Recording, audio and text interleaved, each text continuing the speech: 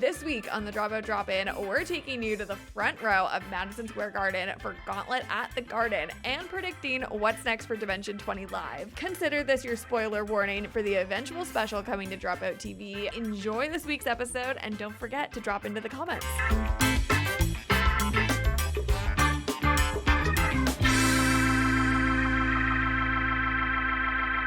Welcome back to the Dropout Drop-In. We are not in person, but I'm AI again. Also, what's wrong with his eye? Is he okay? I'm concerned. Jordan, what's the exclusive on the eye? Eyegate. I coughed too hard, and my eye exploded. It's the third time it's happened in like 6 months, which seems like too many. It was not the pyrotechnics at Madison Square Garden. You did not get blasted by the breath of Calvaxis. Yeah, it was very hot, but it did not, as far as I know, impact this. We were together a week ago today, recording the Dropout Drop, and actually right around this time getting ready to head over to the venue. And a week later, we are on the other side of the show, donning merch and non-related eye injuries, and so excited to recap all of what we experienced last week. Yeah, I'm glad you got merch, because by the time you got inside the building, the line was, I think, the longest line that's ever existed. So shout out to Barry 8 on my team. We had all the tickets on my phone to get onto the floor, and by the time we got into the building and then from the building to the floor entrance, we had like 3 different attendants that kept passing us off to get us like to our seats. And that was just to get us down to the floor section. And there was 3 other attendants that were ping-ponging us around trying to find our section. So a lot of people trying to do their best with like a wave of people, hundreds of people coming in late to the show. But by the time we got to our seats, Barry 8 simply took my phone from me and left and came back with the biggest bag of merch I've ever seen in my life for all of us, and then had so many drinks that an attendant had to walk with them back to our seats to hand the drinks to all of us. It looked absolutely insane, but it was, that's the spirit of Dimension 20. I got small merch that I could fit into a suitcase that was already jam-packed. So I do have a t-shirt. I have no idea where it is, but I got pins, keychain. I have my keychain. I love it. Did you get the Rat Jesus t-shirt? I did not. No, I got the same shirt you have. I think it says Gauntlet at the Garden on the back, but you have the hoodie version. Because I was like, a part of me wanted to get the hoodie, but I was like, I don't think I can fit a hoodie into my suitcase. It's too full coming from Texas to the exceptionally cold New York City. It was, even for this Canadian, I was freezing last week. No, it was...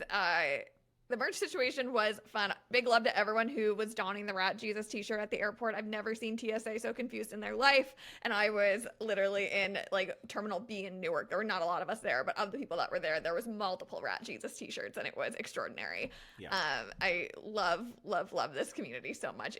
We are just the funniest ever. Yes, I ran into someone wearing, there's no way you're going to be able to see it, a kelp hat. Hold your camera over a little bit more. This way. Oh my God, that's incredible. And then on the back it had the WDYWMTTYF.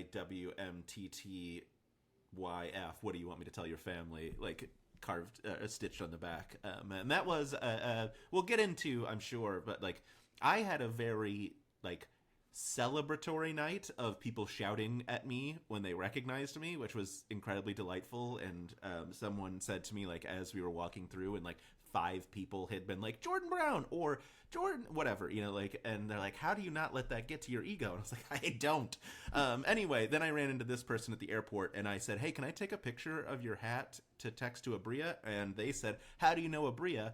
Did you go to school with her? And I was like, all right, well, let's go ahead and knock that ego back down a couple of notches, because that was humbling. That was so funny. Oh my God. It's listen, I loved seeing everyone in person. It was so fun to put faces and names to internet accounts and different things. I want to give a shout out to Ash and Christina, who were handing out bracelets and dice at intermission. And there were lots of other folks in the line for 20-Sided Tavern the next day on the streets of New York that were carrying around bags of dice and just handing them out to people. So I have a big old collection of different colored dice of all different kinds of variants now, just from people that showed up wanting to share and give out mementos. I think that's so wholesome. There were stickers being given out, lots of friendship bracelets, lots of different. You had business card stickers that you were handing business out. Card stickers. I was out of them by the time I think we got to Madison Square Garden. I handed them all out at Dropout Improv. And then as I was leaving, I realized I had like a handful of my Axford Supremacy stickers left. And as I was leaving Madison Square Garden, I realized I had 2 left. And I turned around and I was like, hey, does anyone love Emily Axford? Do you want these stickers? And everyone looked at me blankly. And I was like, did we all not just exit Madison Square Garden together? Okay, great. And then people were like, oh, no, we do. I'm sorry. And I was like, what's happening? Let's talk about the show, because I've never seen, I've never seen an actual play show in person, so truly don't know if I can ever go see one again unless it's on the same scale, because I don't think it gets better than that. I don't think there will ever be one on the same scale again. And also with that, I know that you've seen NADPOD live, so you actually have some context about at least Murph and Emily performing live and what these shows are like. I've got quite a few NADPOD posters behind me. I think the 5-year anniversary. Yeah, that's one 5-year anniversary, which is Carnegie Hall. So like I've seen NADPOD in New York twice at 2 different venues. Very different vibes. Talk to me about it. Yeah, so I mean, obviously, Carnegie Hall was the closest in comparison in terms of at least, like respect of a venue to Madison Square Garden. Much smaller venue still, and weirdly no pyrotechnics at Carnegie. I mean, it's the spectacle of Madison Square Garden just in general, but what they did with the show at Madison Square Garden is, I mean, we've seen the Time Quangle episodes from their tour in the UK and Ireland. Nothing in any way like that. I have to imagine that, Seattle, Las Vegas, Los Angeles aren't going to in any way compare to this either. Like there might be some, I expect we'll see, because I think a couple of those shows are in the round as well, and I expect we'll see some similar aspects in terms of like stage design and maybe even like the camera coming up on stage, because that was such a fun interactive element. But I think we've seen the end of the largest box of doom ever, or the Calvax's fire breath. Like I don't think we're gonna see those again. I was very surprised at the reliability of the venue free Wi-Fi to let all 17,000 people roll the dice. And that's something that is extremely challenging to have bandwidth for across like all of your shows. So I'd be really surprised if that specific mechanic happened at future live shows, just because it takes a lot to test and guarantee that, and it makes for such a shit experience if people in the audience are like, oh man, it won't load for me. That didn't seem to happen at Madison Square Garden. It seemed like everyone had just a fine time getting on that site and rolling the dice. I haven't seen anyone that's like, I tried to roll and I didn't. I've seen a lot of people with screenshots of what their first Dimension 20 roll was. What was your first roll? Do you remember? My first roll was a 12. It was not the roll that was chosen, but I was an 8 when the 8 was rolled by the audience. I was pretty excited to be like, my roll counted. That's amazing. So good. And we saw Sky Smith has been posting a lot of behind the scenes content, and in the comments of one of the videos, like clarifying that the Nat 20 wasn't a planned plugged thing, like it actually was the statistical outcome or something. I don't know the exact words to describe it, but basically saying that yes, the Nat 20 was the audience's Nat 20 and it wasn't just like a give and go. I mean, it would take more to program a fake. I guess there was Carlos behind the scenes literally telling them it's this number, and then because it seemed like from what I've seen in the behind the scenes, Carlos was sitting at a laptop watching all the results tabulate on that computer and then telling production, here's the number that did, and then that's the number that goes up on the screen. But it would be, for that to be true, it would mean that Carlos just had to sit there and be like, I'm gonna lie to him, which doesn't feel like a thing they would do. I don't think that element is gonna come out to play again anytime soon, but if they could guarantee connectivity at venues, then like perhaps maybe we'll see that again. The pyro is so expensive and so hard to travel with that I'd be shocked if pyro made an appearance at future shows, but also with the success of it at Madison Square Garden, who's to say we might get this as a baseline for Dimension 20 Live moving forward. Yeah, I mean, look, at least like if you're like Hollywood, the Hollywood Bowl, there's got to be an easy supply of pyro in Los Angeles, and you know, like that one at least you could just have like the edge of the stage for when they come out and just, you know. But yeah, I mean that it really felt like you're seeing a once in a lifetime Madison Square Garden show, not a this is Dimension 20's live show formula moving forward. Which I will say, like, for people that are watching this didn't get to go, I think watching it at home will be even maybe more enjoyable, because I didn't have a great view of, like, I mean, I had 3 cast members. They switched when they came out after intermission, but, like, for half the show, you know, 3 different cast members are I'm to their back. And so, you know, like, I could look down and see them on the monitor, but I think watching it live is going to be fantastic for folks. Or watching it on Dropout. That's what I meant. I watched it live. I know what's happening. Watching the special live on Dropout is going to be very special. I agree. I have to brag about my view, because something happened that I could never in my wildest dreams have predicted, which was, you know how they had the LED triangles lining the stage?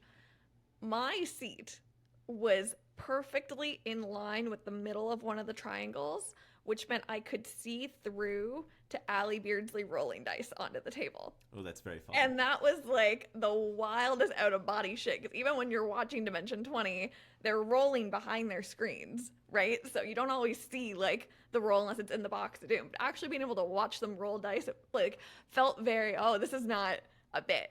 They're actually rolling dice that then like this is actual D&D. I don't know. It felt very like I saw the magician do the trick vibes. Like I got to see behind the screen literally, and that was the moment that made me really appreciate just how hard live actual play is and how this specific set of people make it even harder for themselves, because Dimension 20 is not just a promise of an actual play show. It's a promise of a comedy show. You know, as someone that's not like fully versed on Critical Role, I think I can still safely say, like, when you watch Critical Role, you don't have the guarantee of it being a comedy show, right? Like, it's not one of the first elements that you're signing up for. But with Dimension 20, you kind of are, because you know it's a cast of comedians. You know that it's like the premises are not always drama based or comedy based. Even in this setting, which, you know, Unsleeping City is not necessarily a comedy first world for Dimension 20, but you're still walking into it maybe more so than other actual plays, and just watching like them do it live and rolling the dice and having to live with the consequences of not hitting a nat 20 in the box of doom, like, and then still find a way to be funny while advancing the plot with a venue cutoff time. Like, those are very, very challenging specifics to work within, and they are so on their game in a way that I think a lot of performers can learn from, you know? And in the last episode, we talked a lot about Bigger and Dropout Improv, and like how it feels like you're watching the Olympians of improv comedy do their work, because these guys are so in sync with each other. And I would just say the same about seeing Dimension 20 live without edits, without cuts. It really is like a team of 7 people that are just so on the same wavelength. Yeah, you get to see people really struggle with basic math, which is very fun. It's a theme of every actual play live show I've ever seen, is watching people be like, oh no, now I have to add 7 and 5. Yeah. I will also say, like, my seat, Emily threw some dice to the people sitting next to me at the start of the show, which feels like a wild choice because they hadn't rolled anything yet. But I watched, like, she threw some dice, and I saw the D20 on the floor, and I was like, it would be in poor form if I dove on top of it, because it was definitely to the people next to me that, like, the aim went to. But yeah, it was a very fun, very surreal experience. I think, you know, you and I both had floor seats. I will also say, huge shout out to you for informing me that you could upgrade seats through Ticketmaster. I genuinely can't tell you how many people came up to me and thanked me for making a video about it because they had moved from like a mediocre seat to a phenomenal seat. And it was like, they were like, you made our night. And I was like, hey, like, it was Liz that told me about it. Like, I'm happy that you're here. But like, yeah, it was people that were, you know, like up in nosebleeds had moved down to almost on the floor. It was really cool. I'm so happy that we got the word out I had posted on Reddit and I don't know how many comments are on the post now, but it seems like a lot of Reddit folks were able to upgrade seats. You made the TikTok not long after. So between the two of us, it really felt like, you know, a lot of people were able to join the floor and you could feel it. And I'm sure you could feel it around the venue as well. But those floor sections were special because it was intense as hell fans of the show, of the players that were not being rude. No one was heckling in my section. It was people that, you know, wanted to be there. And that might seem obvious, but when you go to shows and, you know, sometimes you get put in a press seat that's in a really good section, or, you know, I went to the Eras tour with tickets that I had won and they were really good seats, and it was very obvious that there were people around me that simply were able to afford that luxury of being that close and having a seat like that versus people that actually want and know the lore and want to be there so bad. And it was just really special to be there at all, but to be surrounded by people that so wanted to be there with you and weren't just like buying their way in for like a night out that they half cared about. Like it was just a really special 17,000 seats sold, and it felt like 17,000 people traveled and put in time and energy to be there and weren't just there for like a, you know, I don't know what this is, but let's buy a ticket and go. Like that was not the energy. Yeah, it was not at all. Yeah. I say, like, one of the things that makes me think that the most is the cheers and applause that the VIP box got at the end of the night when folks like Abria and Danielle and Erica and should I just name everyone? Matt Mercer and Marisha Ray were in there. Sam, obviously, Katie Maravich, Vic, Izzy. When those people would come out to do like a little curtain call or just like wave to the crowd, huge cheers in the crowd of like, I know that person. I'm excited to see them from 100 yards away or whatever, how high up they were, was delightful. Was really a thing. And I will say, this, I think I can transition us into a thing. I made a prediction that I was going to start chants at the show, and I didn't do it because of what you just said. Is it felt such like a respectful crowd of like, we're watching this and we're not going to interrupt it in any way. And that's, I was like, well, I'm not going to start an all pulp, no juice chant. Like, this is like, as funny as it would be, like I'm watching 7 of the greatest improvisers alive tell a story in like magic together live. Like I'm not gonna try to like steal some bit of the spotlight for a moment. So yes, that was one of the predictions that you made. And I wanted to ask you because we were sitting on opposite sides. I couldn't see you throughout the show, so I also couldn't tell if it was you. But there was an Honor the Cock chant that I joined in on, and Murph went. Do you remember this moment? Do you remember what happened? Could you hear it from your side? I couldn't hear it from my side. So no. Our side, Emily was sitting on our side, and rolled and said, so it's post intermission because she was on our side pre intermission. Correct. So she had a roll. She went, oh, it's cocked. She kind of said it under her breath, and our whole side started going, oh. And eventually, we weren't all quite in tune, but one person yelled it. We all started yelling it. And then Murph from your side went, okay. And it was like, oh, he's bad. He did not enjoy that even a little bit. Yeah. But no, it must have just been coming from our side if you couldn't hear it, because he was very much like schooling a bunch of children was the tone of his voice. Like, you guys got to stop. And we all did stop very immediately. But it was funny for the 20 seconds it was happening. Yeah. Yeah, that's delightful. It was very funny, and there was a lot of hoot growling, of course. Yes, which was delightful as well. I was surprised they didn't put up the graphics that we saw in Fantasy High junior year, the hoot growl. I thought maybe that would come up during they had the nice 10-minute countdown from intermission, and they had shots of the crowd coming up. I thought maybe they'd have some crowd pleasing stuff like that, but yeah, it was very fun in the intermission. I hope some of that stuff makes it into the final cut. Just maybe like over the credits at the end, we see some of those crowd shots from intermission. because it was very fun when like people like a cosplay would pop up and people would lose their minds about whatever the cosplay was. It was very delightfully fun. We have lots of predictions from the show, so let's go through some of them. The first prediction we made was about the stage. You had predicted a rotating stage. Which was wrong, but the cast did change so that there was rotation, question mark? You know what? I think you get half a point for that because rotation was definitely an element of the show, even if it wasn't the physical stage itself. So half a point. They had clearly thought of it, of like, we don't want, even though like it's weird to switch places after intermission because like presumably everyone's stuff is in the same place.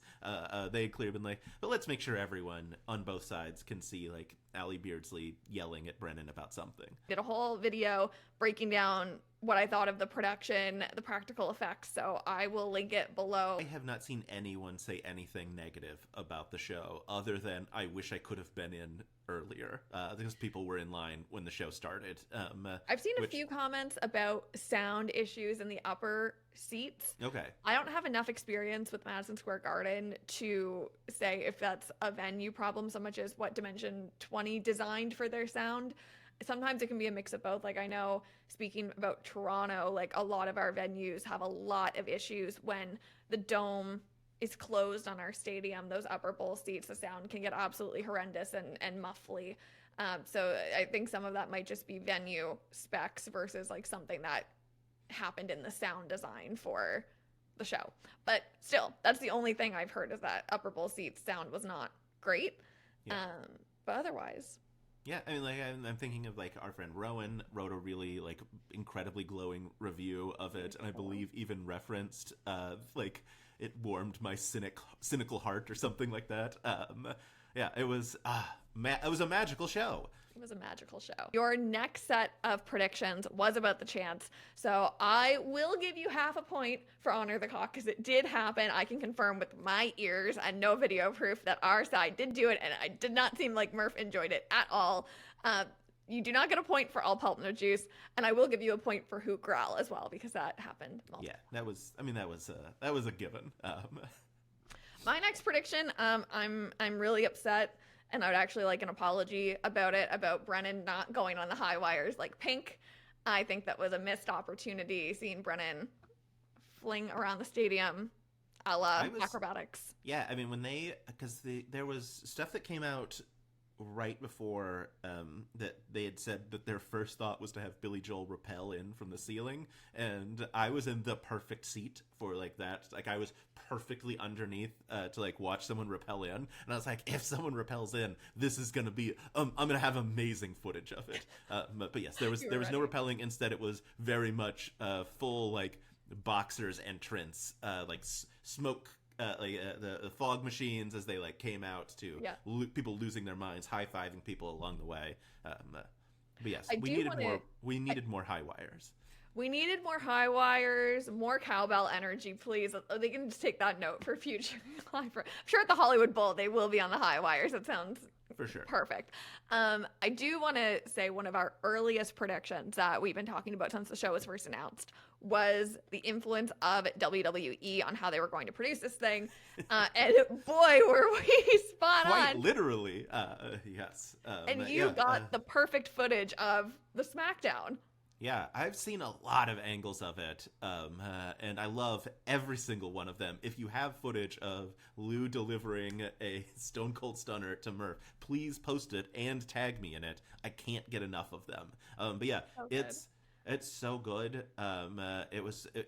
It's so funny because obviously Murph is a huge wrestling fan, and also Murph wants to be a heel, which is the villain in wrestling, which is even funnier. So then he encouraged people to boo him, which of course they did, which was delightful. But yes, then getting Stone Cold Stunned in the center as they were trying to fix lighting, and then just the absolute perfect button on that of Brennan saying, they're telling me you need to be in your seats for us to fix the lighting problem, which means everything they had done had not been helpful. So funny. So funny. But also you can't tell comedians that you need to buy time and not expect something like that to happen. So big points for the WWE style production, even the walk-in, that whole vibe, I think, was just incredible. We talked about Rick Perry bringing minis out and also biggies potentially, and that was big, correct? Because we got a huge box of Doom and a huge dice. A huge box of Doom, huge dice. I kept I was like, they have to have minis. They have to have minis, and they did not. And I was like, the table's gonna rise up from this like stage, like it's gonna come up from the bottom. Nope. Rick Perry was there to wear an orange hat, delightful, and also to roll the biggest D20 imaginable. It feels like they went to 20-Sided Tavern and they're like, can we borrow this for a night? I assume 20-Sided Tavern has a D20 that size. They do, but it's not the dice that they used at the show. That was a new dice. So my question was more so like, did they build it and then disassemble it and then fly it in and then reassemble it and then disassemble it again to fly it back to Los Angeles? Like, I wanted to know the specifics of how they actually moved, because you can't put that in a suitcase. The thing was way too big. Yeah. But yes, we did get a big dice. I was so thrilled that Siobhan let the crowd bless the dice before it was rolled. I thought that was a really nice. That was my section as well, where people were putting. I was too far down to put hands on it, but yeah, that was all the way up to my section with Siobhan. People blessing the dice. That was delightful. So lovely, so fun. What a nice way to get the crowd involved. One prediction that did not come true that I was a bit surprised about was where we actually found the characters in this story, because they used Unsleeping City season 1 and quite early in season 1 as the reference point for the show, which, as someone that binged season 2 and the weeks leading up to the show, so I wouldn't miss anything, I was a little disappointed that all that work was for nothing. But I was also just a bit surprised in the sense of, especially characters like Pete, who have such beautiful growth over the seasons, to see us go back to a character at like the earliest point of the arc. And even like Sophie, the same thing with Dale. And I was just very surprised at that choice of where to actually place the story. What did you think of that? Yeah, I was surprised as well. Although, I mean, that's being surprised by Brennan / their choices is probably not. It's something I should stop trying to think of, because it was a quangle, of course, which, you know, I think that is going to be the theme for every show. Even like, you know, Los Angeles is the bad kids, Las Vegas is Las Vegas and Starstruck. I'm betting it will still be a quangle of something, where, you know, it's not just going to be a straight, we're having an adventure and nothing from the outside universe is touching this. It's going to be, I imagine we'll see that moving forward. But yeah, I was really surprised. I was really excited to see Kagrash. I was a little sad not to see Cody. Although obviously we got little like Easter eggy references that like Zach made about, you know, like one side of the same coin or something like that. But I was like, oh man, I miss seeing Cody because he's so awful, and I love that. But yeah, it was surprising. But you know, look, it was still amazing. But yeah, it was still amazing. Yes. I think one thing that was surprising about the character choices, another prediction that I had made, was that there were going to be NPC voices from off stage, or like cast like Abria might have like little cameos sprinkled in. Very much not the vibe. It was the Intrepid Heroes on stage without interruption, which was beautiful and fun and wonderful. I was surprised that because this show was branded as Unsleeping City, that they quangled in folks from other Dropout series. And obviously that's kind of the theme of time quangle, right? But it's just not what I expected. So I was so delighted at those reveals as they were coming in that we got. And this is spoilers for the special. If you were not there and you do not want to be spoiled, you can just hit pause right now. Okay, if you have not hit pause, you're in spoiler territory.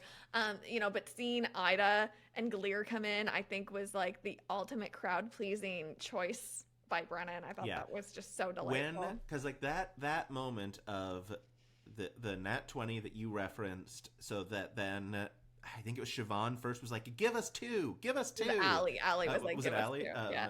two. And then Brennan saying, all right, and then like dropping into the Ida voice and saying, I do not require someone else to like teleport me across dimensions, and like the crowd lost their minds. I'm so curious who I mean we would be missing, I think, 2 other people. I desperately want to know who the 2 other animations are, because obviously they had full animations for character intros. Shout out to Gleer covered in yogurt and Dead on arrival. So good. But yeah, that was really perfect. And I will also say, like, Calvaxis really worked well for the Unsleeping City, as they really leaned into him being a business dragon, because he has a tie on. 100%. And the Junk Mother and the New Jersey references, like, it just, there was a lot of really good placement of those characters in this plot. I absolutely loved it. I do think, like, the funniest choice with those characters was Lou slipping into Fabian trying to get Galeer to do something. That was wild, especially considering that these turns that the players had were so condensed and short to try and help the show progress. You couldn't do a ton, and you couldn't take a lot of time to make your decisions. So the fact that Lou went full in with Galeer, you got it. Like, it was great. So great. So good. So good. Our last round of predictions, Jordan, were not about the plot and not about the characters, but about the energy we wanted to see from the cast on stage. You predicted Brennan tearaway clothes, which we did not get. We did not.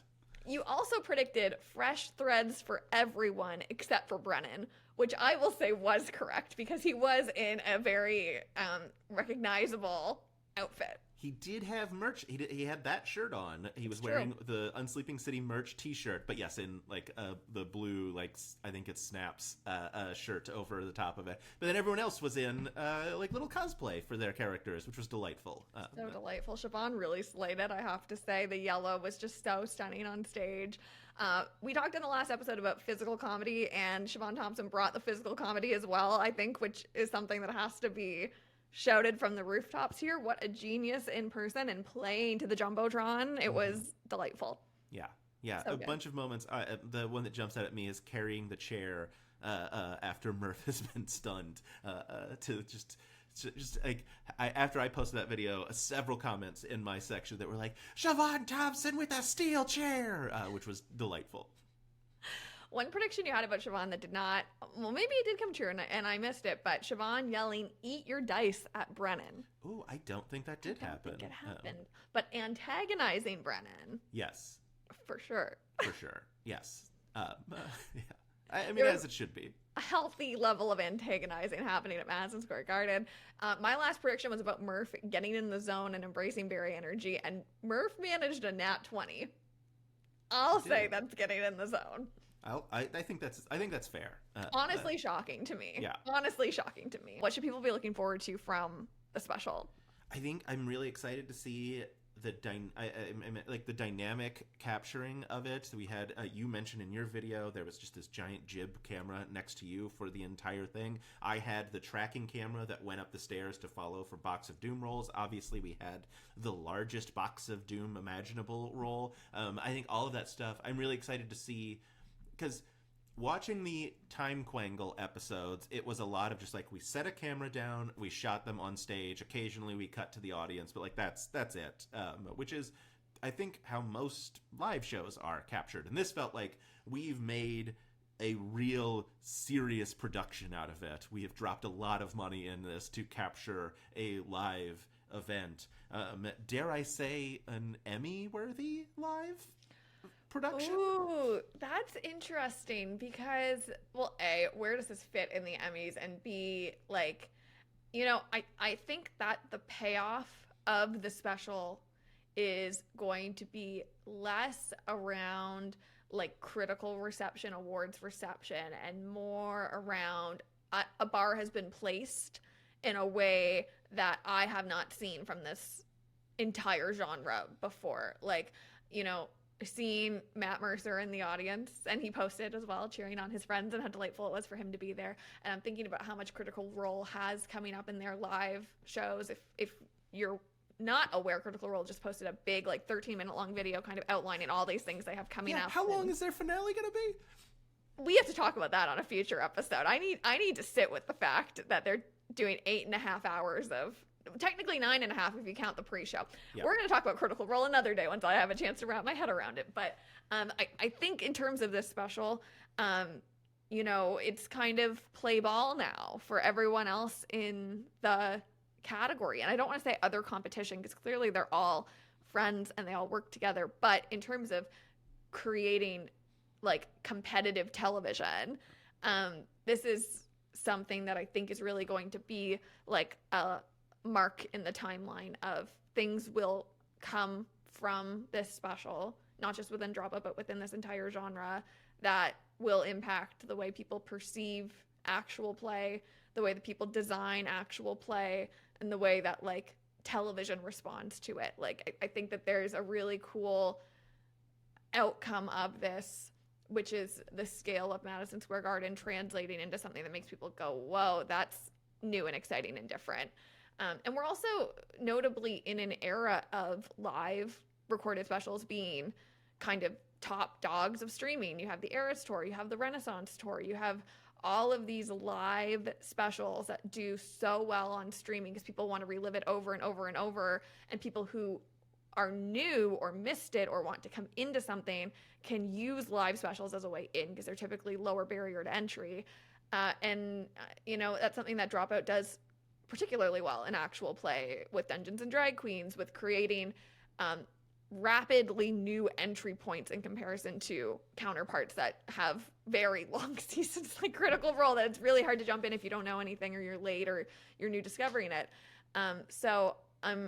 That's what I'm looking forward to from the special. I think that a lot can diverge and come from this, and I think like we're going to look back on this in 2-3 years and really see a lot of definitive things that came because they invested so much and they went off firing on all cylinders and they put all of their best work into making that happen. So it feels very special to have witnessed it, and it feels very special to be in a place where, you know, we've been covering this since it was announced. There's now like this cool timeline that we've created through this podcast around like the experience of getting tickets, the experience of getting to New York, what it was like to see the show in person. And there's going to be more that comes from this. It's, to me, even more exciting maybe than having been there at all. Yeah, it's I think you're absolutely right. It's going to be really, really cool to see, and just like so wild to think about that 5 years ago they did the Bell Theater, and that was their first live show, and Brian David Gilbert was the guest because I think Emily and Murph weren't there for it. I'm sure they were shooting, probably hot date, honestly. And like it's so funny to be like, oh yeah, 5 years ago they played this tiny little theater. Like Bren made a joke about it at the beginning. He's like, applaud if you were at the Bell Theater, and like I would say 5,000 to 8,000 people applauded inside Madison Square Garden. They're like, that's too many. There's more than. It did not happen.